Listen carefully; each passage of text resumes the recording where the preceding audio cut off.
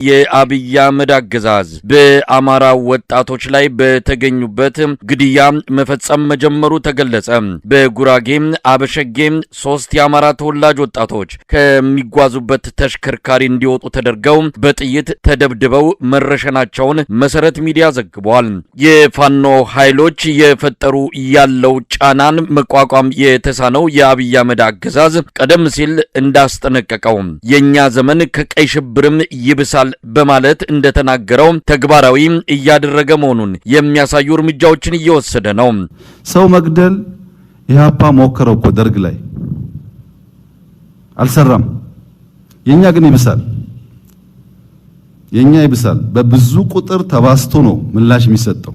ጥሩ ስለማይሆን 10 ጊዜ ቆሞ ማሰብ ጥሩ ነው። ይህ በእንዲህ እንዳለ የአማራ ፋኖ ኃይሎች በተለያዩ ቀጠናዎች የሚያደርጉትን የህልውና ተጋድሎ አጠናክረው እንደቀጠሉ ነው። በተለያዩ አካባቢዎች ከተሞችን በማስለቀቅ አስተዳደሮችን በመትከልና በሌሎች እንቅስቃሴዎች የፋኖ ግስጋሴ መቀጠሉን መረጃዎች ያመለክታሉ።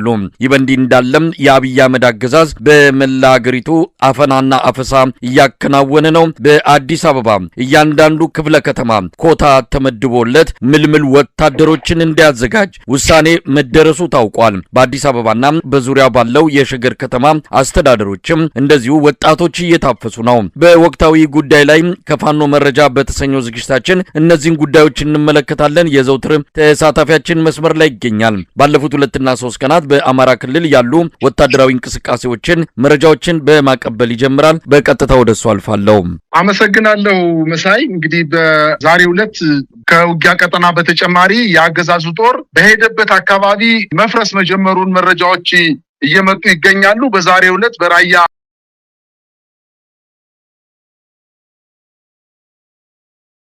መፍረሱ ተሰምቷል። የፈረሰውን ሰራዊት እንደገና ለማስተሳሰር የሰሜን ምዕራብ ዕዝ አዛዥ ጀነራል አሰፋ ቸኮል ዛሬ ራያ ቆቦ ከተማ መግባቱ ታውቋል። በራያ ግንባር በተለያዩ ምሽጎች ውስጥ ተመድቦ የነበረው የብልጽግና ዛሬ ነሐሴ 4 2018 ዓ.ም ፈርሶ ማደሩን ታውቋል። ምሽጉ ውስጥ በነበረው ሰራዊት መካከል በተከሰከሰ ግጭት አጥቢያ ሌሊቱ ላይ 3 ወታደሮች መገደላቸው፣ ውጊያው ሲጀመር ፈርሰው ወደ ፋኖ ይቀላቀላሉ በሚል የአማራ ተወላጅ የሰራዊቱ አባላት ከፊት አሰልፎ የጥይት ማብረጃ ለማድረግ በመስመራዊ አዋጊዎች ትዕዛዝ መተላለፉ ተከትሎ ግጭቱ የተቀሰቀሰ መሆኑን ታውቋል። በተለይ በሆርማት ካምፕ አካባቢ በተቀሰቀሰ በዚህ የእርስ በርስ ግጭት 3 ወታደሮች ወዲያውኑ ህይወታቸው ሲያልፍ በርካቶቹ መቁሰላቸውን ለማወቅ ተችሏል። ግጭቱን ተከትሎ በርካታ ወታደሮች ከጠርናፊያቸው በመጥፋት ከነሙሉ ትጥቃቸው በአቅራቢያው ወደሚገኘው የፋኖ ኃይሎች መቀላቀላቸውን አስታውቀዋል። ይህን ተከትሎ የሰሜን ምዕራብ ዕዝ አዛዥ ጀነራል አሰፋ ቸኮልና ሌሎች የእዙ ማዕረግተኞች ወታደራዊ አዛዦች ዛሬ ነሐሴ 4 2018 ረፋድ ቆቦ ከተማ የገቡ መሆኑን ለማወቅ ተችሏል። የፈረሰው ሰራዊት እንደገና ለማስተሳሰር ቢሞክሩም ነገር ግን ከአቅማቸው በላይ እንደሆነ ምንጮቻችን ዘግበዋል። ይህ በእንዲህ እንዳለ በወለጋ አካባቢ አሁንም ውጊያው ተጠናክሮ የቀጠለ መሆኑን ታውቋል። በጊዳ አያና ወረዳ በምስራቅ ወለጋ ማለት ነው። ጊዳ አያና ወረዳ የንጹሃን መንደሮችን ሲያቃጥል የነበረ የክልሉ ጥምር ጦር በፋኖ ኃይሎች መመታቱን ለማወቅ 12 ምስራቅ ወለጋ ዞን ጊዳ አያና ወረዳ አንዶዴ ቀበሌ ልዩ ቦታው ተክለ ሃይማኖት ሰፈር ላይ በመግባት ቤተክርስቲያንን ምሽግ በማድረግ በዙሪያው ያሉትን የማህበረሰቡ መኖሪያ ቤቶችን ሲያቃጥል በነበረ ኃይል ላይ የአንሻ ሰይድ ኮር አርበኞች ዛሬ ከጠዋቱ 2 ሰዓት በርካታ ክፍለ ጦሮችን በማንቀሳቀስ በክልሉ ውስጥ የሚንቀሳቀሱ ልዩ ኃይል ሚኒሻ ፖሊስና ገዳ ኮማንዶ ኃይሎች ላይ የአንገርኩትን ክፍለ ጦር በመልሶ ማጥቃት 3 ቀን 2018 ዓ.ም አመሻሹን 10 ሰዓት ላይ መነሻውን ከአንገርኩትን ከተማ በማድረግ ተከቦ የዋለውን ጥምር ጦር ለማምጣት ወደ አንዶዴ ቀበሌ ልዩ ቦታው ወደ ተክለ ሃይማኖት እንቅስቃሴ እያደረገ ሳለ አንገርኩትን ክፍለ ጦር አካል የሆኑት 2 ሻለቃ ወርቄ ማርያም ላይ ካሰበበት እንዳይደርስ በማድረግ በርካቶችን ሲደመስስ ቀሪውን እግሬ አውጪኝ ብሎ ወደ መጣበት መመለሱን አስታውቋል። በዚህ አውደ ውጊያ የተገኙት ድሎች 70 መከላከያ ሰራዊት የልዩ ኃይል አባላት ሲደመሰሱ 1 ብሬን፣ 1 ስናይፐር፣ 37 ክላሽንኮቭ መሳሪያ፣ 2920 የብሬን ተተኳሽ፣ 1850 የክላሽ ተተኳሽ እና በርካታ ኤፍ1 ቦምቦችን መማረካቸውን አስታውቀዋል። በሌላ ዜና በሰሜን ሸዋ የ7 ለ7 ክፍለ ጦር ደምሳሽ ሻለቃ ቃኘው በኤፍራታና ግድም ፈረደ ውሃ በተባለ ቦታ ላይ ደፈጣ በመጣል በአገዛዙ ጦር ላይ ከፍተኛ ጉዳት ማድረሳቸውን አስታወቁ። ነሐሴ 4 2018 ዓ.ም የ7 ለ7 ክፍለ ጦር ደምሳሽ ሻለቃ ከአጣዬ ቅርብ ርቀት ፈረደ ውሃ በተባለ ቦታ ላይ በወሰዱት እርምጃ በአገዛዙ ጦር ላይ ከፍተኛ ጉዳት ማድረሳቸውን አስታውቀዋል። የአማራ ፋኖ ብሔራዊ ንቅናቄ ሸዋ ጠቅላይ ግዛት አሳምነው 7 ለ7 ክፍለ ጦር ደምሳሽ ሻለቃ የተባለችው ሌሊቱን 12 ሰዓት ላይ ከአጣዬ ከተማ 3 ኪሎ ሜትር ርቀት ላይ በሚገኘው ፈረደ ውሃ ቀበሌ ላይ ዘልቆ በመግባት መሽገው በነበሩት የአገዛዙ ጥምር ኃይል ላይ ድንገተኛ የማጥቃት እርምጃ መፈጸማቸውን አስታውቀዋል። በተደረገው ወታደራዊ እርምጃ በርካታ የስርዓት ጠባቂ እንደተደመሰሰ አያይዘው ጠቅሰዋል። በተጨማሪም የስርዓቱ ልዩ ጦር የጦር ክንፍ በሆነው በ104ኛ አየር ወለድ ኮማንዶ ላይ በውጊያው የኮማንዶ ኃይሎች ሲገደሉ 2 አባላት ደግሞ በጽኑ ቆስለው በሕክምና ለማወቅ ተችሏል። ይህ በእንዲህ እንዳለ በጎንደር ነሐሴ 4 ዛሬ ማለት ነው 2018 የአማራ ፋኖ ብሔራዊ ንቅናቄ በላይ ዘለቀ እስቴ ዳንሳ ብርጌድና ሀገረ ቢዘን ብርጌድ እንዲሁም የጉና ክፍለ ጦር በጋራ ጦር ላይ ከባድ ጥቃት ሲፈጽሙ መዋላቸውን አስታውቀዋል። እስቴ ዳንሳ ብርጌድ በውድቅት ሌሊት በፈጸመው ማጥቃት በአገዛዙ ጥምር ጦር ላይ ከባድ ድል ማግኘቱን አስታውቋል። በእስቴ ወረዳ በተለያዩ ግንባሮች ለተከታታይ 6 ሰዓታት በተደረገ ለእጅ ትንቅንቅ በሾለክት፣ በጽዮን፣ በተራራ፣ በለበት፣ በቫይባ ወንዝና በሞርድ በማጎት ተራራና በፍየል ጭንቅላት ማማ ተራራ በተባሉ ቦታዎች ላይ የአገዛዙ ወታደሮች ከበባ ውስጥ ገብቶ ከባድ የሆነ የሰብአዊና ቁሳዊ ኪሳራ እንደደረሰባቸው አስታውቀዋል። የአገዛዙ ኃይል በዙ 23 በሞርተርና ቅንቡላ 26 ጊዜ በላይ በመጣል እንዲሁም በዲሽቃ የታጀበ ውጊያ ቢሞክርም የፋኖ ኃይሎች ብርቱ ክንድ መቋቋም እንዳልቻለ የክፍለ ጦሩ አመራሮች ጠቅሰዋል። በአውደ ውጊያው የደረሰው ሰብአዊ ኪሳራ 17 የአገዛዙ ኃይል ሲደመሰስ 3 ፓትሮል ቁስለኛ ከ170 የክላሽ ተተኳሽ 250 የብሬን ተተኳሽ እንዲሁም 11 ወታደራዊ ሻንጣዎችን ማግኘት መቻላቸውን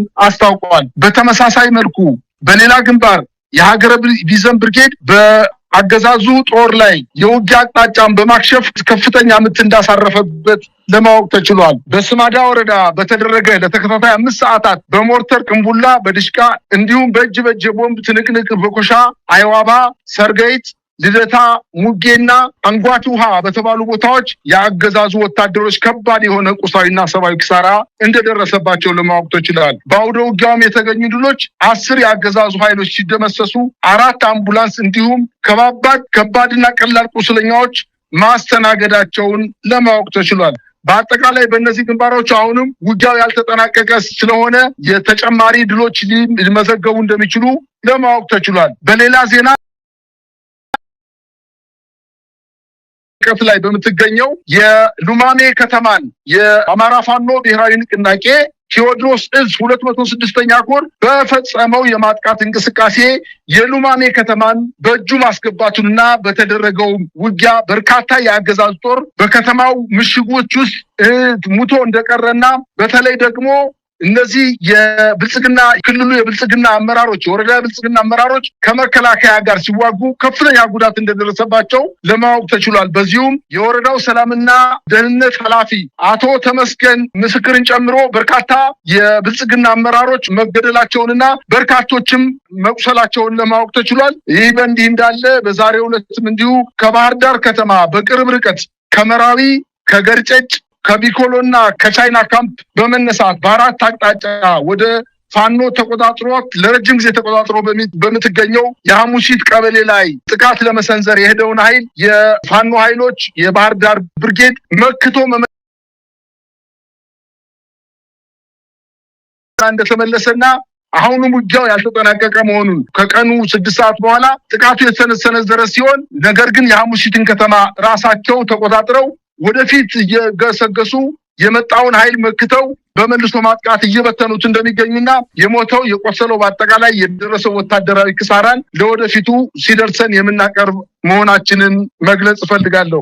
በጣም አመሰግናለሁ። እንግዲህ በአማራ ክልል የሚካሄደው የህልውና ተጋድሎ እንደ አለፉት 3 ዓመታት ሁሉ የአገዛዙን ሰራዊት በማዳከም በመልሶ ማጥቃት በደፈጣና በተለያዩ የውጊያ ስልቶች ከፍተኛ የሆኑ ድሎችን እያስመዘገበ ቀጥሏል። ከሰሞኑ ደግሞ አድማሱን ያሰፋ በአንድ ጊዜ በተመሳሳይ ቦታ እንዲሁም የስርዓቱን ፍጻሜ ለማቃረብ በሚያስችል ወታደራዊ ስልት መጠነ ሰፊ የውጊያ ዘመቻዎች እንደሚካሄዱ እየተነገረ ነው። እነዚህን መረጃዎች እንግዲህ በየጊዜው እየተከታተለን የምናቀርብ ይሆናል። በአንጻሩ አገዛዙ ከፍተኛ ድንጋጤ ውስጥና መርበድበድ ውስጥ ገብቷል።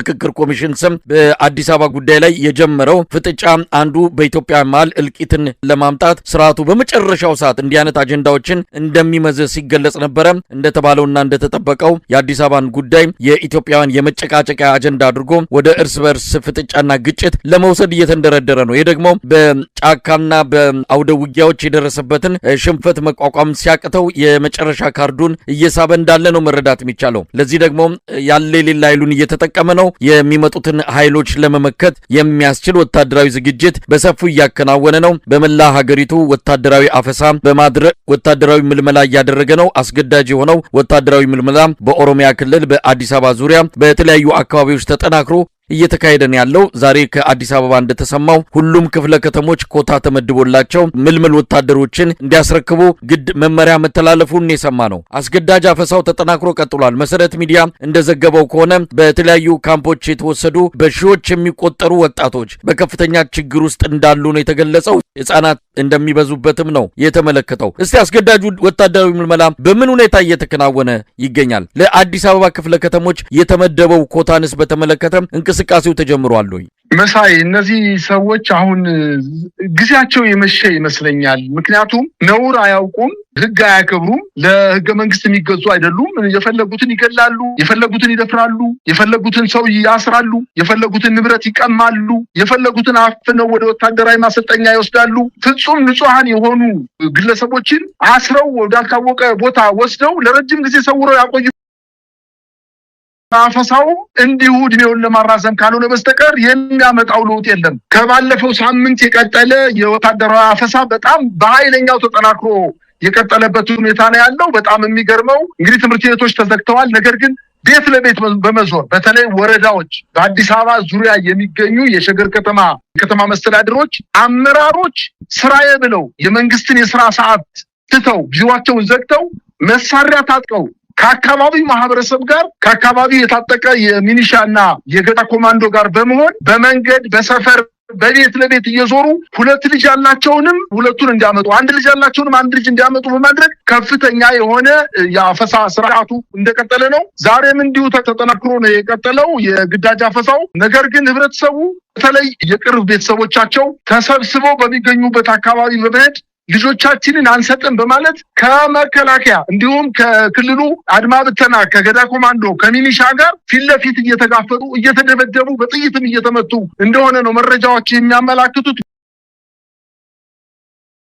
ወይንም ወለቴ በሚባለው አዲስ አበባ አቅራቢያ በሚገኘው ወረዳ በተለይ ሐረር ዳቦ ቤት ገባ ብሎ ወጣት ማዕከል ከተባለው ቦታ ላይ በበርካታ ቁጥር የተቀጠቀሰ ምናልባትም በሺዎች በ10 ሺዎች የሚቆጠር ወጣት እድሜው ለውትድርና ያልደረሰ ከ13 ዓመት ጀምሮ እስከ 35 ዓመት የሚገኙ ወጣቶችን አፍሰው በዚህ የወጣት ማዕከል ውስጥ አስቀምጠው እንደሚገኙ ነው መረጃዎች የደረሱኝ። ይህ የግዳጅ አፈሳ በአዲስ አበባ ከተማ ብቻ ሳይሆን እስከ ጉራጌ ዞን ስልጤ ዞን አካባቢም እንዲሁ የስልጤ ዞን አመራር ወደ ወረዳዎች እና ወደ ከተማ አስተዳደሮች በመዝለቅ ወጣቶችን በግዳጅ ኮታ ተጥሎባቸው ወጣቶችን በግዳጅ ይህን ያክል ቁጥርን ማምጣት አለባችሁ አለዚያ እናንተ ደሞዝ ይቋረጣል በመባላቸው ቢሮአቸውን ዘግተው ወጣት ፍለጋ በየጎዳናው እየተንቀሳቀሱ እንደሚገኙ ነው የደረሰን መረጃ የሚያመላክተው። ዛሬም እንዲሁ በአዲስ አበባ ከተማ እያንዳንዱ ክፍለ ከተማ ኮታ ተጥሎበት ከ1000 እስከ 2000 የሚቆጠር ወጣት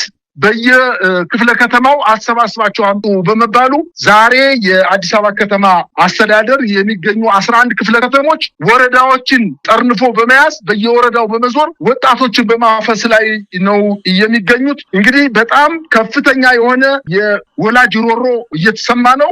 ተሰብስበው ወይም ታጉሮ በሚገኙበት አዳራሽ ቤተሰቦቻቸው መረጃ ሲደርሳቸው ወደዛ ሂደው አንደኛ ልጆቻቸውን እንዲሰጡ ይጋፈጣሉ። ሁለተኛ ገንዘብ ያላቸው ሰዎች ለታጠቁ ኃይሎች ገንዘብ በመክፈል እስከ 100,000 ብር ድረስ በመክፈል ልጆቻቸውን ከታጎሩበት ቦታ እያወጡ ነው። ነገር ግን ቤተሰቦቻቸው ያልሰሙ ወይም ቤተሰቦቻቸው ይሄን 100,000 ብር መክፈል የማይችሉ ወላጆች ልጆቻቸውን አይናቸው እያየ ሳይፈልጉ ታፍነው እንግዲህ በአይናቸው እንባ እያቀረረ እያለቀሱ እየጮሁ